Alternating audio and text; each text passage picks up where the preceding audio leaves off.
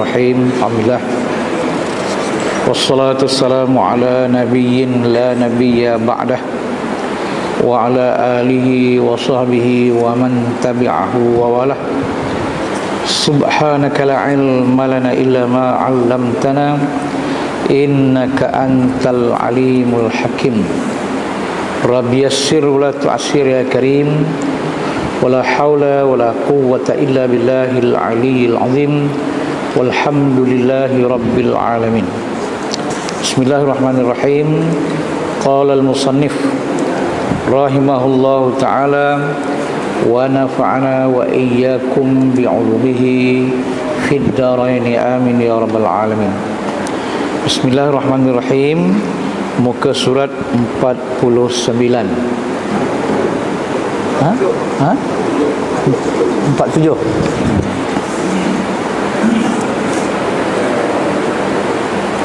Tanda-tanda mursyid. Betul kan?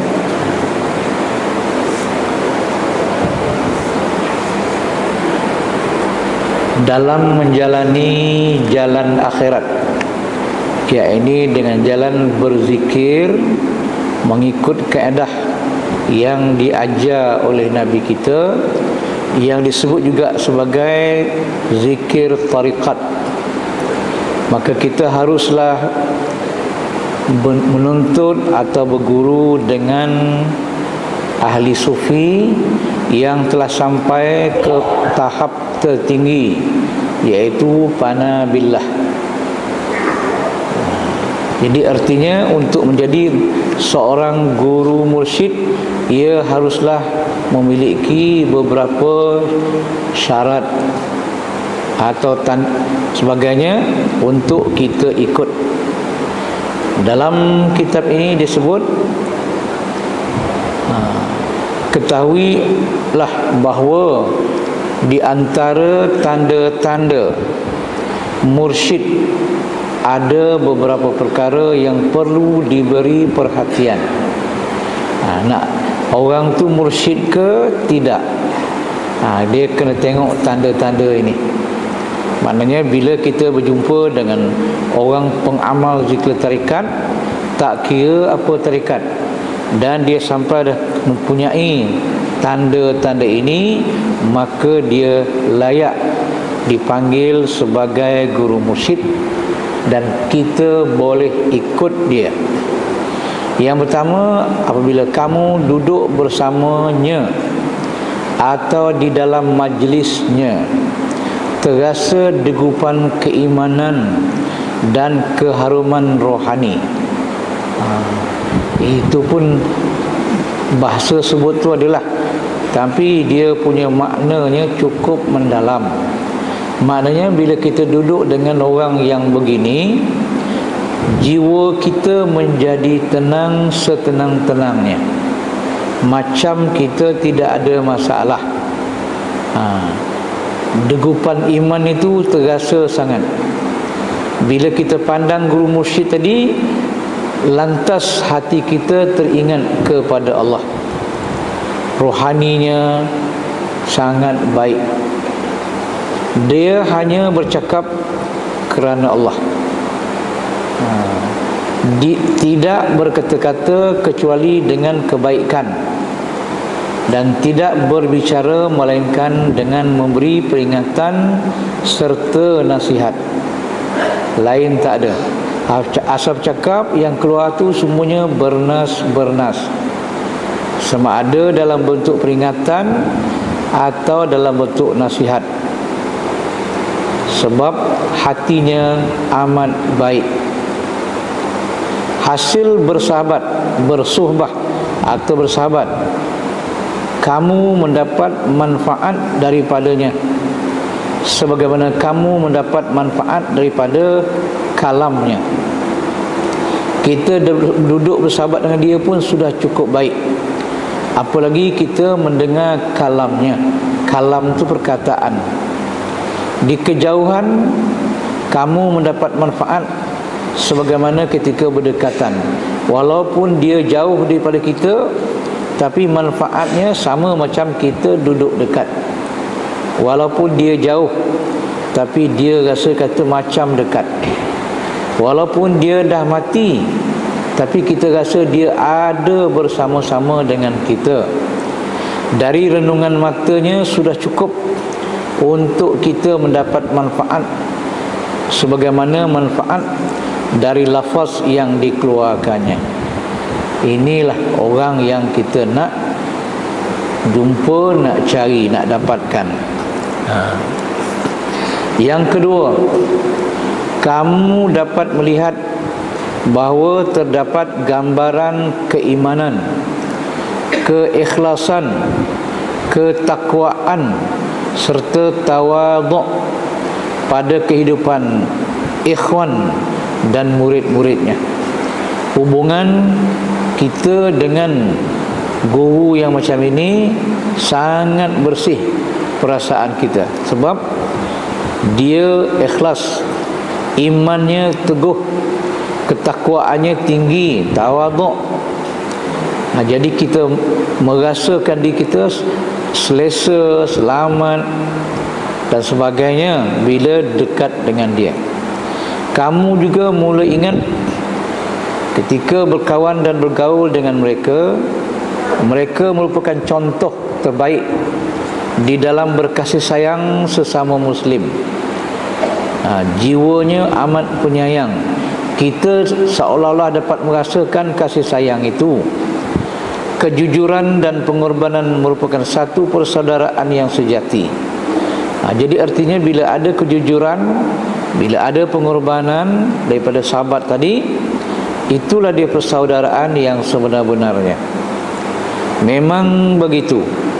Seorang doktor yang bijak dikenali dengan kesan rawatan serta natijah kesungguhannya.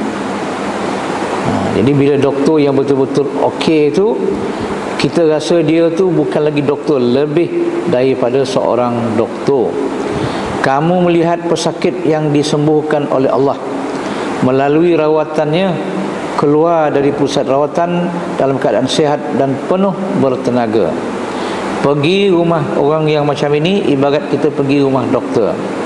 Dia berusaha mencari jalan untuk menyembuhkan penyakit dengan pertolongan Allah Ta'ala tadi, sampai kita sihat. Kita keluar daripada pusat rawatan dia, kita senang bertenaga dan sihat. Begitulah kekuatan yang ada pada guru mursyid. Memang benar, banyak atau sedikit murid bukanlah satu-satunya ukuran. Akan tetapi yang menjadi pengajaran dan tali ukur ialah dengan perubahan ke arah kebaikan dan ketakwaan kepada murid-murid yang mengikuti pembelajaran daripada guru tadi. Banyak sikit murid itu bukan tanda guru mursyid. Mereka bebas daripada keaiban dan penyakit serta istiqamah dengan syariat Allah Subhanahu Wa Taala. Dia menjaga hukum-hukum Allah daripada sekecil-kecilnya sampailah sebesar-besarnya. Inilah dia tanda guru mursyid. 3. Kamu melihat anak murid mereka menjadi contoh kepada semua lapisan masyarakat. Beginilah keadaan sahabat-sahabat baginda Rasulullah sallallahu alaihi wasallam dulu-dulu. Pertemuan dengan mereka mendorong seseorang untuk menjadikannya sebagai guru. Kita tengok saja dia, dalam hati kecil kita sudah berkata, inilah guru aku. Sebab akhlaknya, segala-galanya betul-betul mengikut akhlak Nabi. Iltizam dengan majlisnya, beradab bersamanya, serta beramal dengan nasihat dan tunjuk ajarnya dalam menempuh kejayaannya dan kebahagiaan dunia maupun akhirat. Jadi tok guru yang sebenarnya tadi, dia bukan hanya bersahabat, tapi dia akan bimbing kita sehingga kita berjaya menjadi seorang yang mendapat kedudukan yang tinggi di sisi Allah Ta'ala. Dia bukan untuk mencari kebendaan. Kita dah berguru dengan dia, bukanlah mestinya kita kena bayar dia tu, bayar ini, tak ada. Dia tidak minta dan dia tidak mengharapkan apa-apa daripada kita. Dia mahu kita ni berjaya di dunia sampai akhirat dengan pertolongan Allah Ta'ala. Inilah dia guru yang kita nak cari. Jadi bila kita teringat saja guru kita tu, lantas kita ingat kepada Allah. Macam ada sesuatu yang menjadikan kita ingat direct terus kepada Allah bila kita teringat dia. Patutnya kalau kita teringat dia lah. Tapi tidak, bila kita teringat dia, maka lantas hati kita dengan Allahu Akbar. Ingat saja Allahu Akbar. Pasal dia ni adalah ibarat penghubung yang menghubungi kita dengan Allah. Itulah sebenarnya guru yang mursyid tadi. Jadi kalau lain pada itu, tak adalah. Macam kalau guru PK, guru tauhid, dia sekadar ilmu sajalah. Dia tidak pergi lebih jauh daripada itu. Itulah dia. Jadi artinya kita amat memerlukan bimbingan guru-guru mursyid dalam menjalani jalan akhirat, iaitu berzikir. Okey. Sekarang ni muka surat 49, ada pula tajuk kecil bai'ah. Jadi bila kita dah jumpa guru mursyid tadi, jangan lepaskan dia daripada kita. Itu maksudnya. Kita cari dia, kejarlah dia, berdampinglah dengan dia selagi nyawa di kandung badan. Dah mati pun tak apa, kita kena rasakan sahabat tu lagi. Begitulah pentingnya guru mursyid, atau dalam kitab ini disebut bersuhbah dengan ahli sufi. Bila kita dah jumpa dia, kita menyerah dirilah kepada dia, minta dia tolong ajar kita, bimbing kita macam mana dia dulu dibimbing. Dia juga dulu adalah dibimbing oleh murabbi sebelumnya. Jadi kita ni minta pula kita juga dibimbing macam dia pernah dibimbing. Dan dia akan mengajar kita, membimbing kita seperti mana sepatutnya. Jadi langkah mula-mula ni itu dipanggil bai'ah.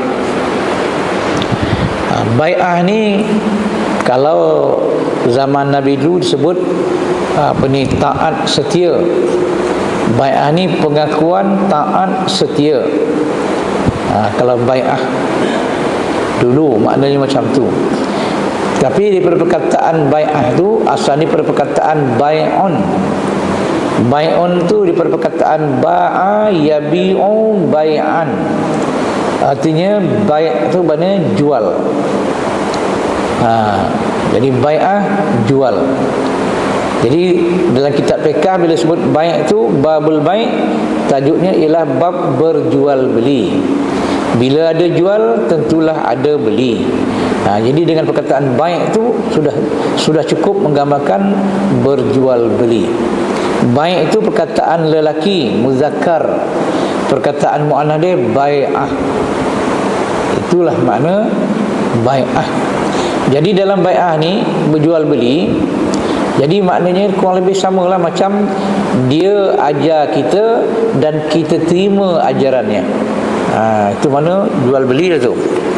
Umpamanya dia mengizinkan kita beramal dengan tarikat yang dibawa. Jadi saya izinkan awak mengamalkan tarikat ini seperti mana yang telah saya ajar. Amalkanlah bersungguh-sungguh. Jadi kita sebagai murid, kita katalah saya terimalah tuan. Jadi bila berlaku ijab kabul, itulah dia bai'ah. Sebab tu dalam bab tarikat ini ada bai'ah. antara tuan guru dengan murid yang nak beramal tadi. Samalah macam kita baik ataupun jual beli atau ijab kabul dalam perkahwinan. Orang yang punya anak dipanggil wali. Wali akan berkata, aku nikahkan kamu dengan anak aku, nama sekian dengan isi kahwinnya RM24 tunai. Maka bakal menantu kita akan jawab, saya terimalah nikahnya anak tuan tadi sekian-sekian nama dengan isi kahwin RM24 tunai. Saksi dengar dan puas hati, dia kata cukup, dah boleh lah tu. Jadi dengan ijab kabul dalam perkahwinan tadi, menjadikan seorang wanita asalnya di bawah jagaan ayahnya, lepas tu berubah menjadi jagaan di bawah orang menantu yang baru kita ijab kabul tadi, hanya dengan ijab kabul. Itulah besar tak besarnya ijab kabul. Begitu juga dalam perniagaan, kalau kita tidak ada ijab kabul, pertukaran hak milik itu tidak sempurna. Jadi kita mesti ada ijab kabul dalam berjual beli. Yang mula cakap berjual beli ni ialah tuan punya barang, bukan pembeli.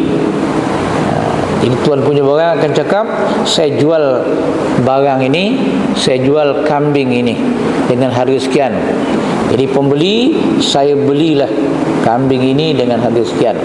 Maka berlakulah pertukaran hak milik, daripada kambing di tuan dia punya, sekarang tu menjadi kita punya pula.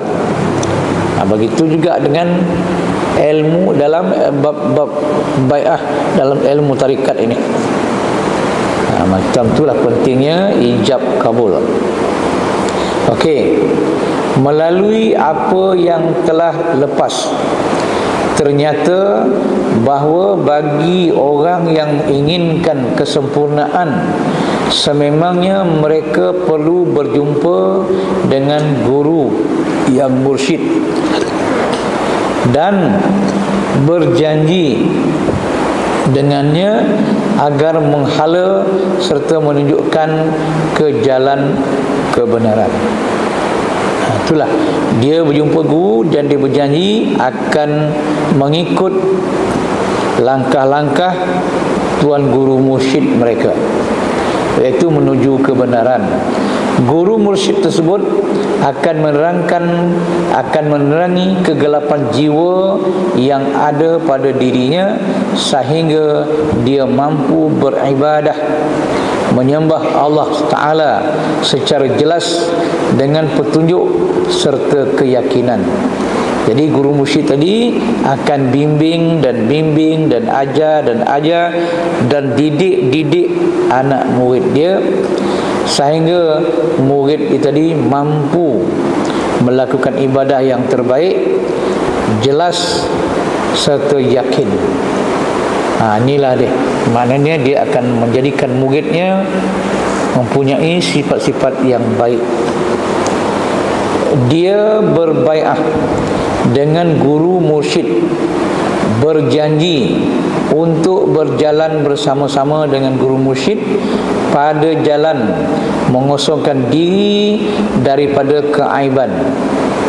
Janji dia menghiasi dengan sifat-sifat yang terpuji, dengan ikhlas dia, sabar dia, redha dia, mencapai martabat rukun ihsan yang sempurna serta meningkat pada makam tersebut. Jadi kita kena lalui ini semua dengan janji kita guru mursyid tadi. Kita berjanji untuk beramal kuat-kuat sehingga kita mencapai martabat ihsan yang sempurna. Jadi kenapa sebut ihsan di sini? Itulah dulu kita ada hadis Nabi SAW yang paling sahih, bila mana Jibril datang bertemu dengan Nabi, beri salam, lantas dia bertanya, alimni anil Islam. Jadi Jibril tanyakan kepada Nabi, ajarlah aku ini tentang Islam. Nabi pun jawab, Islam itu ialah kamu mengucap 2 kalimah syahadah, sembahyang 5 waktu, puasa, zakat, haji. Kata orang yang bertanya tadi, sadaqta, benar kata anda. Kemudian dia tanya lagi, ajarkan aku tentang iman. Nabi pun jawab, iman itu ialah kamu percaya kepada Allah, malaikat, kitab-kitab, rasul, hari kiamat, qada dan qadar. Kata yang bertanya tadi, sadaqta, benar kata kamu. Kemudian soalan yang ketiga, alimni al-ihsan, ajarkan aku apa itu pula ihsan. Nabi jawab, ihsan itu ialah anta abudallaha ka'annaka tarahu fa in lam takun tarahu fa innahu yaraka. Ihsan itu ialah kamu mengabdikan diri kamu kepada Allah seolah-olah kamu nampak Allah sedang melihat kamu. Maka jika kamu memang tidak nampak akan Allah Ta'ala itu, sebab dia mukhalafah ta'ala hadis, maka Allah Ta'ala itu sebenarnya melihat apa yang kamu sedang buat. Itulah makna ihsan. Jadi kita ni dalam Islam ni kena ada 3 tu. Ada Islam, ada iman, ada ihsan. Islam lebih melibatkan ilmu fiqh. Bila sebut mengucap 2 kalimah syahadat, sembahyang, puasa, zakat, haji, itu fiqh lah, iaitu rukun Islam, melibatkan fiqh. Lepas tu rukun iman pula yang 6 tadi, iaitu percaya kepada Allah sampai kepada qada dan qadar. Ini melibatkan ilmu tauhid, ilmu usuluddin. Kemudian soalan ketiga tu ihsan. Ini melibatkan soal hati. Jadi berkait dengan hati, itu di ilmu dia tasawuf.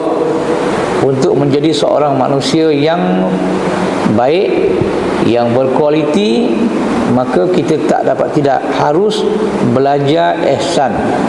Bila belajar ihsan tu maknanya kita kena belajar ilmu tasawuf.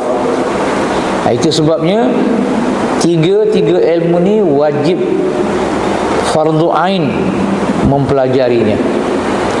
Tapi hari ni orang tak belajar ilmu tasawuf. Orang banyak menghabiskannya belajar ilmu fiqh, lepas tu tambah tafsir hadis sikit. Tauhid pun jarang-jarang. Tasawuf kadang-kadang. Tu boleh katakan tak ada lah tu. Boleh bilang orang memang ada beramal dengan zikir tarikat lain-lain, tapi mereka tidak mempelajari ilmu tasawuf. Dia pergi klinik, pergi farmasi, ambil ubat, makan ubat. Dia sendiri pun tak berapa jelas kenapa dia kena makan ubat. Artinya sebelum kita makan ubat, kita haruslah tahu apa penyakit yang sedang kita hadapi, dan kita mintalah beli ubat dekat farmasi yang berkait dengan sakit yang kita tanggung. Macam itulah. Jadi penjual ubat akan berilah ubat yang kita hendak. Jadi jangan makan ubat. Ini ubat apa ni? Tak tahulah saya. Orang berzikir, saya pun berzikir lah, kata dia. Dia tak mahu macam tu. Dia kena tahu apa penyakitnya, macam mana nak makan ubat dia. Okey. Itulah dia maqam ihsan. Dan soalan akhir Jibril tadi, kan, bilakah berlakunya kiamat? Nabi jawab, orang yang bertanya lebih tahu daripada orang yang kena tanya. Maknanya Jibril lebih tahu daripada Rasulullah tentang bila akan berlakunya kiamat. Apakah maknanya Rasulullah tak tahu? Tahu, tapi tidak sesuai dijawab. Sebenarnya biarlah benda tu tidak diketahui oleh sesiapa, cuma kita wajib yakin dan percaya bahawa hari kiamat pasti berlaku. Tidak ada orang yang boleh membohongi berlakunya kiamat ini. Iza waqa'atil waqi'ah. laisa liwaqa'atiha kadzibah. Quran dia, iza waqa'at, bila berlaku al-waqi'ah, kiamat, laisa liwaqa'atiha kadzibah, tidak ada orang yang boleh membohongi berlakunya kiamat itu. Tuhan dah kata dalam Quran dah, iza waqa'atil waqi'ah, laisa liwaqa'atiha kadzibah. Kadzibah tu orang yang membohongi berlakunya kiamat. Tak ada, laisa, tak ada orang yang dapat membohongi berlakunya hari kiamat. Jadi hari kiamat ialah selepas akhir zaman lah. Jadi sekarang ni adalah waktu akhir zaman, dan bila-bila boleh berlaku kiamat. Tanda dah cukup banyak dah, cuma bila saja akan berlaku. Bilakah agaknya berlaku? Iza zulzilatil ardu zilzalaha. Itu yang kita tak tahu. Bila bumi ini digoncang dengan goncang yang kuat. Wa akhrajatil ardu asqalaha, bumi akan mengeluarkan isi perutnya. Wa qalal insanu ma laha, dan manusia yang hidup pada waktu ini akan berkata ma laha, apa yang dah terjadi ini. Jadi bilakah terjadi ni? Mungkin masa hujung hidup kita, mungkin lepas kita mati. Yang pasti itu pasti berlaku. Tak ada siapa yang tahu bila, tapi pasti. Banyak ayat yang berhubung dengan kiamat. Waqiah pun dia, al-haqqatu mal-haqqah, pun sama maksud dia. Tak ada siapa tahu bila kiamat. Al-qari'atu mal-qari'ah, wa ma adraka mal-qari'ah. Tak tahu siapa pun. Yauma yakunun nasu kal farashil mabthus, manusia pada hari berlakunya kiamat tak tentu arah jadi dia. Taqaja kulu taqaja kili, orang yang sedang menyusukan anak dia 3 bulan, dah disusunya tinggalkan anak. Pokok dia kau lah nak amak ni, tak tahu takut mana ni macam mana nak pergi, bawalah nasib kau. Inilah bila berlaku, pasti akan berlaku. Itulah kita yang ditanya oleh Jibril.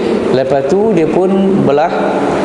Lepas tu Nabi pun tanya Umar, wahai Umar, kau kenal tak siapa lelaki yang tanya tadi? Umar kata tak tahu, Allah dan Rasul lah yang lebih tahu. Nabi kata itulah dia Jibril alaihissalam. Jadi maknanya dia bertanya kepada kamu, kepada kita tu, kepada aku, bukan maknanya dia tak tahu. Tujuannya supaya bila dia tanya soalan itu, aku jawab dan kamu tahu jawapan dia tadi. Dengan tak langsung kamu telah belajar dengan kaedah ini. Orang lain tanya, saya jawab dan orang lain dapat ilmu. Ni cara mencari ilmu. Okey. Berjanji merupakan suatu perkara yang sabit daripada Al-Quran, sunnah serta sirah para sahabat. Bai'ah ini suatu perkara yang sabit. Sabit ini yang tetap, yang pernah berlaku dengan contoh-contoh daripada Quran, contoh daripada hadis dan perjalanan para sahabat Nabi dulu-dulu. Dalil Al-Quran yang menunjukkan bahawa bai'ah itu memang wujud dulu.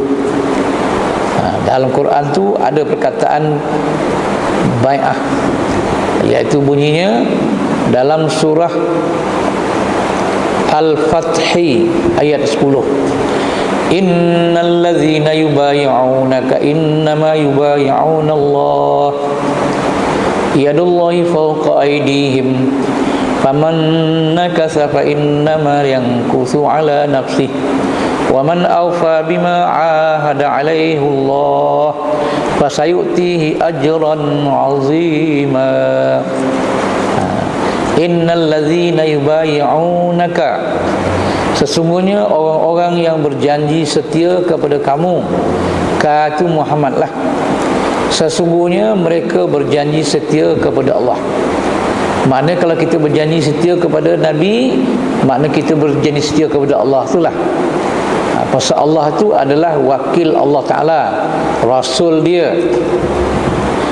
Tangan Allah di atas tangan-tangan mereka.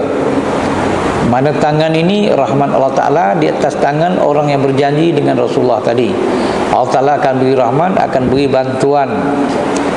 Maka barang siapa yang melanggar janjinya, nescaya akibat ia melanggar janji itu akan menerima dan menimpa dirinya sendiri. Maknanya kalau kita dah berjanji dengan Rasulullah, maknanya kita juga telah berjanji dengan Allah. Orang yang melanggar janji dia akan menanggung akibat atau yang akan menimpa dirinya sendiri. Barang siapa menepati janjinya kepada Allah, maka Allah akan memberinya pahala yang sangat besar. Nampak kan? Jadi kita berjanji itu, wa asyhadu anna Muhammadar Rasulullah. Itu janji kita tu. Itu janji kita. La ilaha illallah Muhammadur Rasulullah. Itu janji kita. Itu pengakuan kita. Itu penyaksian kita. Kalau kita dah buat janji, membuat aku janji dan saksi, kita gagal melaksanakan janji kita, Tuhan akan timpakan atas kita perkara-perkara yang negatif tadi lah. Kita dah berjanji yang pertama, la ilaha illallah. Aku berjanji, aku mengaku, aku menyaksi bahawa tiada Tuhan yang saya mesti taat melainkan Allah. Dan saya berjanji, saya mengaku bahawa Muhammad itu adalah pesuruh Allah. Jadi kita berjanji dengan Rasulullah, kita berjanji dengan Allah untuk taat, buat apa yang dia suruh, tinggalkan apa yang dia tegah. Bila kita gagal melaksanakan janji dan pengakuan kita, buat apa yang dia suruh dan tinggalkan apa yang dia tegah, maknanya kita telah mungkir janji. Bila mungkir janji, maknanya kita telah munafik. Munafik dengan Allah, munafik dengan Rasulullah. Jadi beratlah jadi hukum kita. Hanya kerana tidak menunaikan perintah Allah, zahir dan batin, kita jadi munafik. Yang zahir kita buat, yang batin kita tak buat. Kita sembahyang kita betul ikut lunas-lunas ilmu fiqh, tetapi dalam tu tidak ada pula tasawuf dia, ikhlas entah mana itu, entah mana sebagainya. Maka kita juga telah melakukan kesalahan kerana tidak mentaati perintah Allah, kerana tidak ada dalam sembahyang ikhlas. Sedangkan Allah mahu kita ikhlas di dalam sembahyang. Allah nak kita ingat kat dia sepanjang dalam sembahyang. Kita tidak ingat kepada Allah sepanjang masa dalam sembahyang. Kita telah mungkir janji, kita telah munafik. Hanya sembahyang subuh pagi tadi kita lalai daripada mengingati Allah Ta'ala, kita jadi munafik. Na'udzubillah. Itu sebabnya nak dapat markah penuh dalam sembahyang, ingatlah Allah Ta'ala daripada mula Allahu Akbar sampailah Assalamualaikum, rukun sembahyang yang terakhir sebelum tertib. Inilah dia.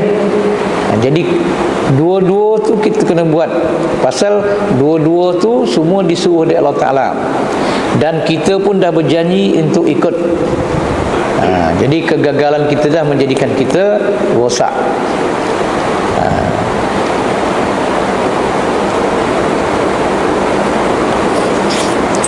Okey. Dalam Quran ini ada satu saya nak sebut dengan tuan-tuan, benda ikut hukum nahu dia tak betul, tapi dalam Quran begitulah sebut. Mungkin untuk mengambil perhatian kita, iaitu perkataan waman aufa bima ahada alaihullah. Alaihullah, alai itu, ala tu huruf jar. Biasanya dhamir yang lepas ala tu berbaris bawah, patut kita baca alaihi. bacalah Quran, boleh jumpa alaihi, mesti alaihi, tak ada alaihu dah. Kalau alaiha tu okeylah untuk orang perempuan, kalau untuk lelaki alaihi. Tapi di sini Allah gunakan bagi dia alaihu. Jadi dari segi ilmu tahu dia macam tak kena. Tapi oleh sebab ini ayat Quran datang daripada Allah, kalau bagi dia alaihu, kita bacalah alaihu. Janganlah diubah-ubah pula. Jangan kata Quran ni salah cetak. Pasal apa? Patutnya alaihi, dia tulis alaihu. Jadi artinya waman aufa.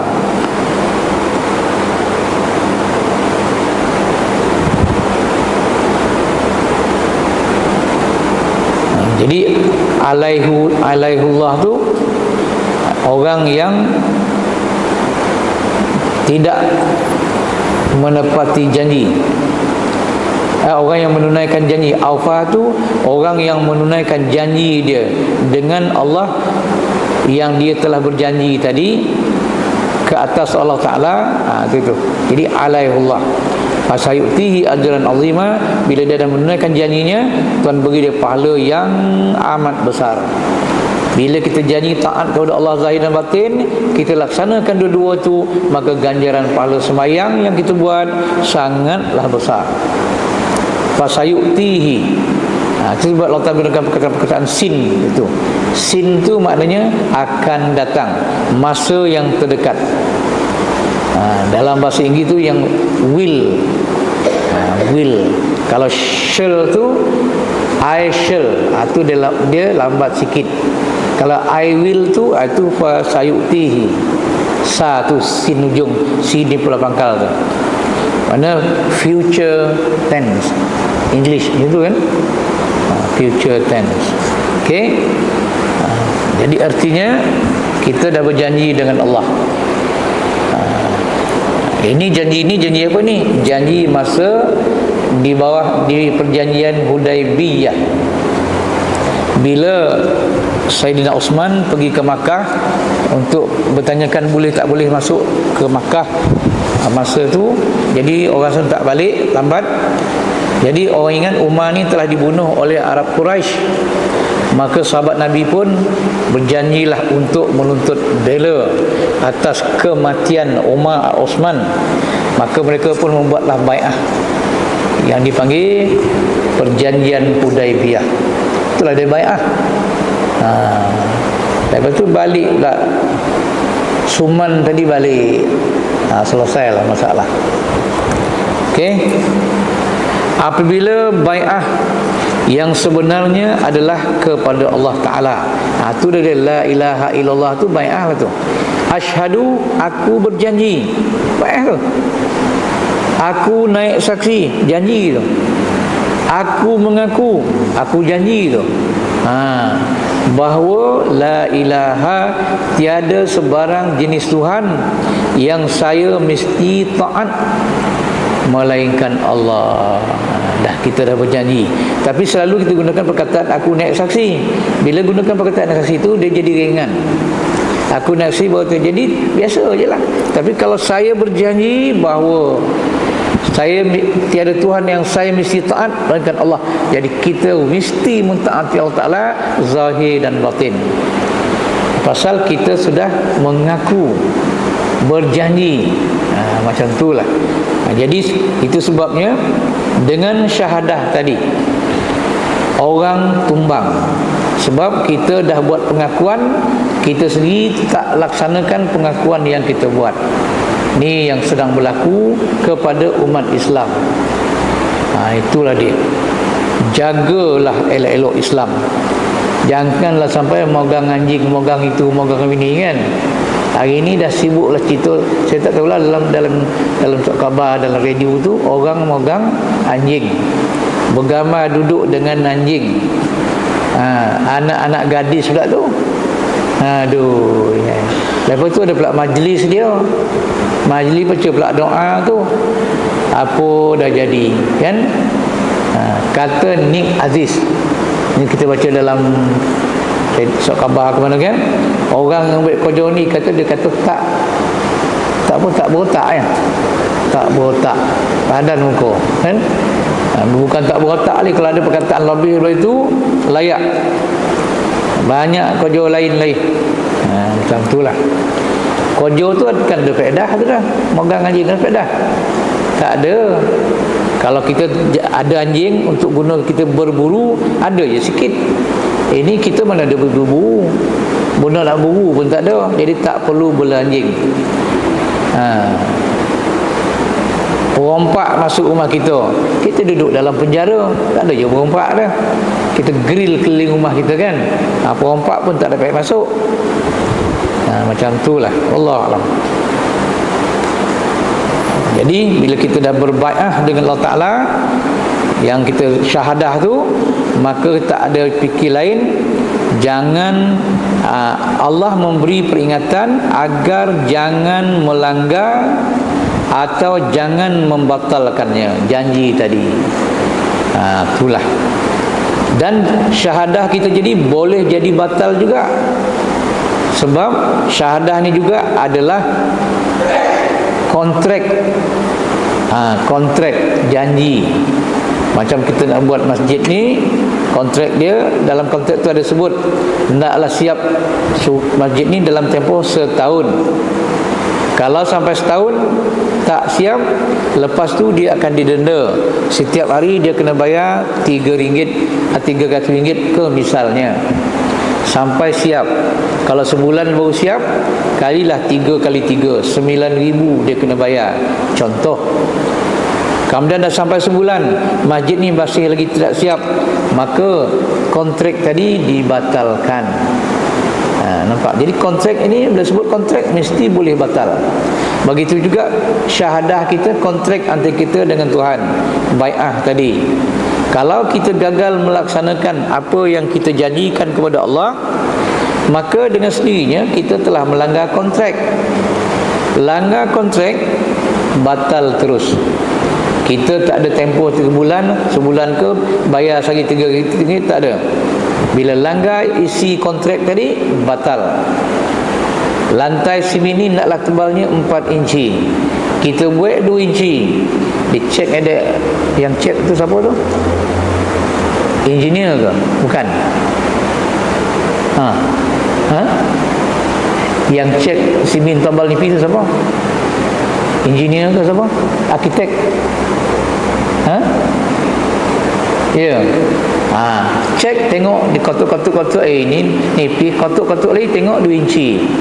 Dalam janji dia 4 inci. Jadi dia dah tak ikut dia punya apa nanti kan. Maka dengan tahu kau pecahkan balik. Tak pecah, tidak ada payment. Rebeh lah dah. Lepas tu dia selutok dengan orang tadi. Sinilah. Kok 2 inci pun takkan roboh, tak ada dah. Kita pakat-pakat lah. Kau ambil sikit dan ambil sikit. Okey? Kalau kau macam tu kata, tapi jaga tu biar pecah di perut, jangan pecah di mulut. Okey. Maka buat dek je lah. Orang pun kan tahu dah topik yang pecah tu ujung tua kan. Siapa nak pergi berdiri kat situ? Orang berdiri senyap kan. Macam tu pula. Jadi bila langgar kontrak tadi, kontrak itu terbatal. Itu dengan dunia. Kalau Allah Ta'ala kita langgar kontrak, jadi Tuhan memberi peringatan. Okey. Faman nakatha fa innama yankusu ala nafsi. Barang siapa yang melanggar janjinya, nescaya akibat ia melanggar janji itu akan menimpa dirinya sendiri. Itulah apa yang akan berlaku. Macam-macam. Kalau janji Allah Ta'ala, kita dah berjanji dengan Allah, tidak tunaikan janji, ingat. Tuan-tuan, ayat ini elok kita lancar supaya kita ingatkan diri kita jangan melanggar janji kita dengan Allah. Mana janji kita? Syahadah. Ya? Okey.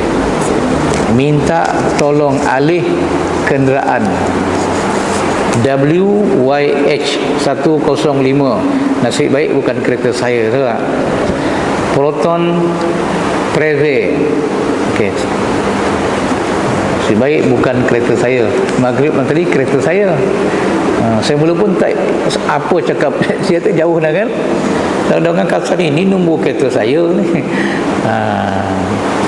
Bukan salah saya malam tadi tu. Tempat saya orang ambil. Lalu tu ada situ tempat penceramah apa tulis kan. Sampai tu dah tak ada lagi, orang lain dah isi. Jadi tempat lain pun dah tak ada dah. Pagi ni pun memang penuh habis. Tak ada, tempat saya pun dah tak ada tuli lagi dah. Jadi semua dah fikir mana nak sorongkan kereta, soronglah depan tangga naik sebelah tu. Depan saya pun ada motor juga, tapi agak dia boleh keluar lah. Okey. Saya ingatlah ni cadangan saya lah. Kalau nak tempat kereta penceramah tu jangan nubuh depan bangunan, nubuh sebelah kiri tu, biar dia menghadap ke masjid. Jadi dia tak ada menghalang siapa-siapa. Dia letak tepi dekat tangga tu. Jadi saya masuk situ, orang dah tahu dah. Itu cadang je lah. Jadi senang, tak ada kecoh-kecoh. Kalau penuh habis besok, saya pun tak ada tempat kereta letak, luar penuh, dalam penuh, lepas tu saya balik lah kan. Orang kata Ustaz Aman mana tak tiba, ada nampak air pergi tadi, tapi tak mana pula pergi dia kata. Rupa saya balik. Pasal apa balik? Pasal tak ada tempat sampai letak kereta. Itulah. Okey, cerita ya tu kan. Yang elok tu kena ada lah.